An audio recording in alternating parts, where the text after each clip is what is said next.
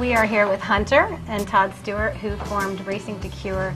Well, Hunter formed Racing2cure about 3 years ago, and officially back in November. So we have the founder, driver, and the president. So thank you for coming on the show. Thank you for having us. We're excited to be here. Now, Hunter, how old are you now? I'm 10, and when I started racing go-karts, I was 5, and when I raced trucks, I was 7.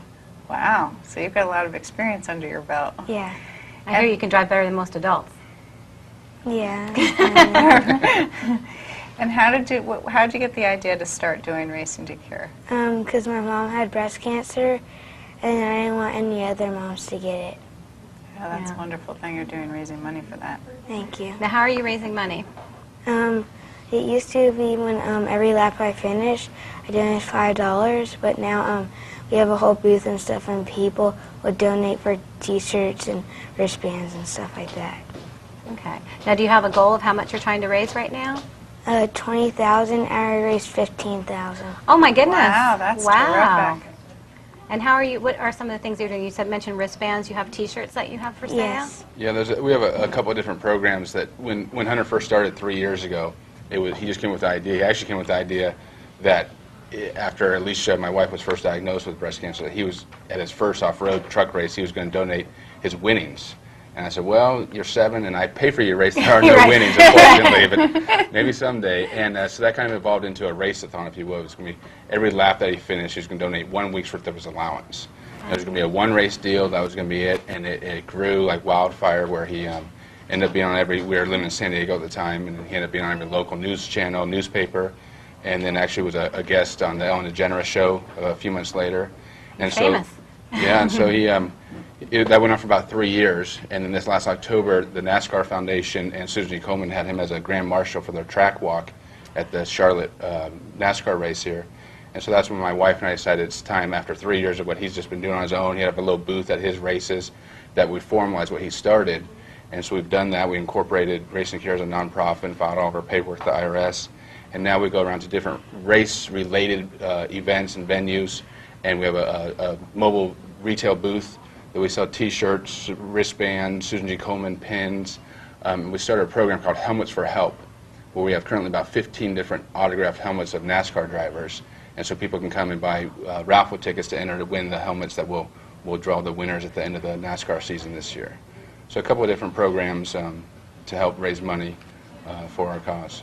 That's great. And what are some of the things that the cause does now, or the group does? You had mentioned earlier some other things that they do. Right. We, especially with the way it started, and Hunter being our inspiration for this whole thing, when my wife went through it, unfortunately she's going through it again right now. It's the second time. But 3 years ago, when she went through it the first time, she didn't work. She was at home mother, and my mother-in-law came and lived with us. And even with all those resources, it was chaos at best when she was going through chemo. And our main goal, the first day my wife was diagnosed, she said, I want to keep our kids' life as normal as possible, which is, relatively speaking, when cancer's in your home.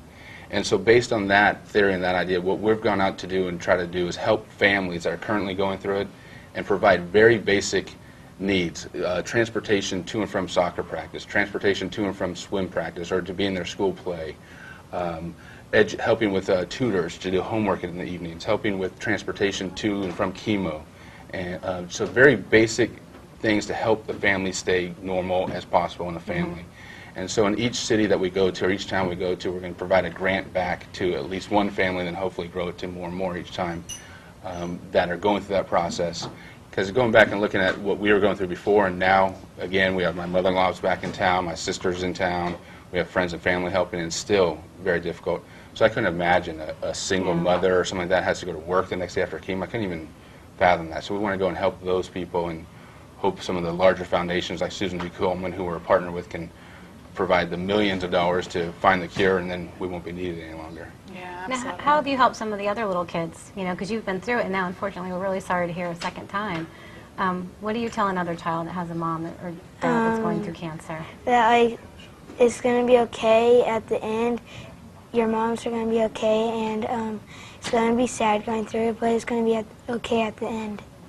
Well, that's great. really wonderful that you can great. be there to provide that kind of support. You are like a 30-year-old in a little 7-year-old body. So for the viewers, for the kids out there, I'm sure they want to hear about your racing. So what kind of car or truck do you race? I used to race go-karts, but now I race trophy carts. And right now I'm not racing anything because I'm working at the booth and stuff, but we're going to try to race Bandoleros this summer. Cool. I have a question for you because we have one picture where you're racing, you're up in the air, and your helmet's covered in mud. Can you see out of that thing? At the beginning, I threw all my tear-offs off by accident, and then I just drew 2 little holes so I can see through them. That race, and we have an information card that says "Never Give Up" with that picture on it. And that race was in Las Vegas. It was my fault. We didn't qualify. We had a mechanical problem. So he started in the very back of that race. Some kid hit a hay barrel. The track was muddy, as you can see, and he could not see, and he fought his way all the way to the front and won the race by over a half a lap. Wow. And so I got to the podium. He was up there holding his trophy. I'm like, "Hunter, how did you see?" He's like, "Oh, I have a hole, this big." And he did, but yeah, as soon as he go to take the green flag, he said, "Hunter, take a tear-off off so you can see," and he ripped all of them off at once. And he just never gave up, kept going, and won that race. So. Well, great job. So let's give out your website. You're right there, so people, if they want to help and contribute. Yeah, definitely. It's www.racing2cure.org, the number 2.org, and we're still in the development stage of the website, but we're going to get things up there interactive where people can bid on helmets, different things like that, and help out the cause, and a calendar of events where we're going to be at, and so forth, so on. Great. Well, we'll keep your mom in our prayers, and thank you for coming on the show. You're doing a wonderful thing. Thanks so much. Thank you. To me, power is more than just an amazing